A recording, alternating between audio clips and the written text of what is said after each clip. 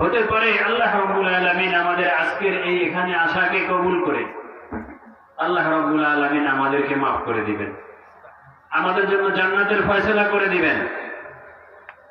এই 1.5-2 ঘন্টা পর এখানে আর কেউ আপনাকে ডাকবে না, ডাকবে না, কেউ ডাকবে না। এই জন্য আমি কখন চলে যাব দুনিয়া থেকে কেউ কি বলতে পারি? বলেন?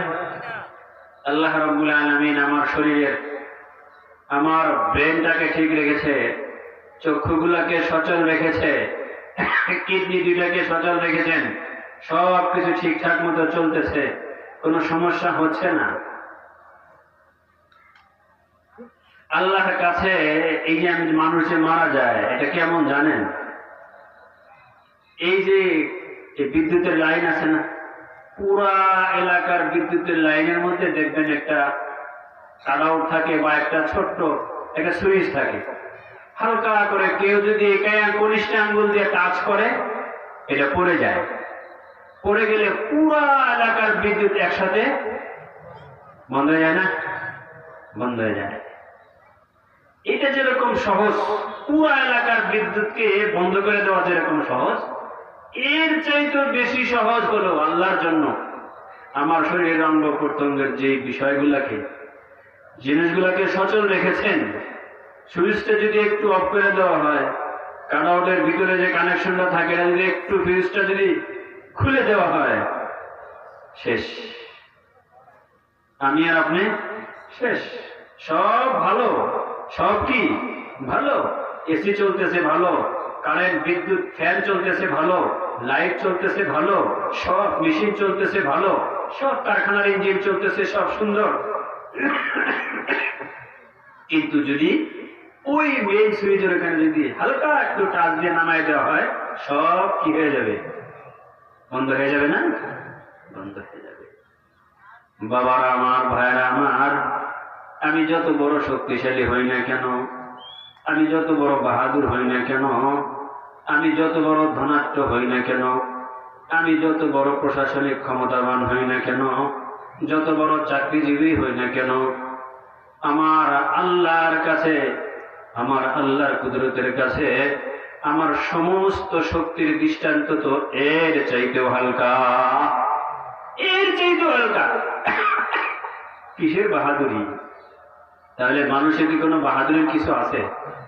বলেন, আমার এই শক্তি এটা দেখানোর কিছু হইল? আমার যদি কোটিপতি হয়ে যায় তাও কি এটা কিছু? কিছুই না। সেকেন্ডের কারবার, সেকেন্ডের মধ্যে শেষ হয়ে যেতে পারে, তাই না? লম্বা আলোচনার অনেকে আছেন, আলোচনা করবেন, লম্বা আলোচনার সুযোগও নাই। আমি এই যে আপনাদের এখানে এই মাদ্রাসাটা হইতেছে, এই মাদ্রাসাটা কি জন্য প্রতিষ্ঠা লাভ করতেছে, কেন হইতেছে, কি রকম দরকার আমাদের জন্য এই মাদ্রাসাটা, এই বিষয়ে দু একটা কথা আল্লাহ পাক যা যেখানে ঢেলে দিবেন বলবেন। কার কথা বলা হইতেছে? কার কথা? আল্লাহর কথা বলা হইতেছে। এই জন্য সবাই যারা আমরা আছি মনোযোগ সহকারে শুনবো, মনোযোগ দিয়ে শুনবো। আল্লাহ রাব্বুল আলামিন মানব জাতিকে সৃষ্টি করেছেন। আমাদেরকে কে সৃষ্টি করেছেন? আল্লাহ সৃষ্টি করেছেন।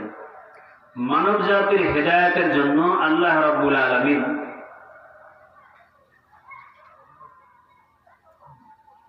পবিত্র কোরআন এবং এর আগে আসমানি কিতাব আল্লাহ পাক পাঠিয়েছেন নবীদের মাধ্যমে।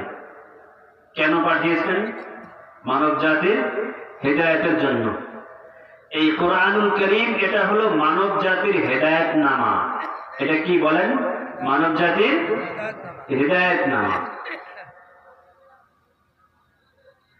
দেখেন আমাদের দেশে বড় বড় কোম্পানি আছে না, ইন্ডাস্ট্রি আছে না, মিল কারখানা, এখানকার বড় বড় মেশিন, শত শত কোটি টাকা দামের মেশিনগুলো সেই জাপান, চায়না, বিভিন্ন বিদেশ থেকে আনা হয় না? আনা হয়। এই সকল যে কোম্পানিগুলো থেকে আনা হয়, এই কোম্পানি যে মেশিনটা দেয়, যে ইঞ্জিনগুলো দেয়, এই ইঞ্জিনগুলোর সাথে একটা ক্যাটালগ দিয়ে দেয়।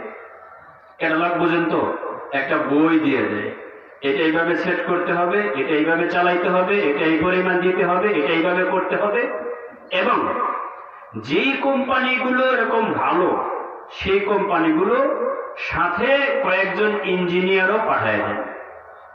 ওই কোম্পানির ইঞ্জিনিয়ার এসে আমাদের দেশে এই মেশিনগুলাকে ওই ক্যাটালগ দেখে দেখে সেট করে, আর এখানে যেই কোম্পানি, যেই মালিক, ইন্ডাস্ট্রি মিল কারখানার মালিক আনে, তার যেই কি থাকে, ইঞ্জিনিয়ার থাকে, তাদেরকে বুঝাই দেন যে এটা এইভাবে এখানে লেখা আছে, এটা এইভাবে করতে হবে, এটা এইভাবে করতে হবে। আমার কথাগুলো বুঝে আসে? আমার কথাগুলো বুঝতেছেন? এখন আপনাদের এলাকায় যদি মনে করেন 100 বিঘা জমি নিয়ে বিশাল এক ইন্ডাস্ট্রিজ হলো, সে 500 কোটি টাকা খরচ করে জাপান থেকে মেশিন নিয়ে আসছে, কিন্তু সেখান থেকে কোনো ক্যাটালগও আনে নাই, সেখানকার কোনো ইঞ্জিনিয়ারও আনে নাই। আমাদের দেশের ইঞ্জিনিয়ার ওই মেশিনগুলো সম্পর্কে নতুন দেখছে, ধারণা নাই, জানে না। তাহলে কি এইগুলো ফিট করতে পারবে? ফিট করতে পারবে? যদি ফিট করতে যায় তাহলে কি হবে?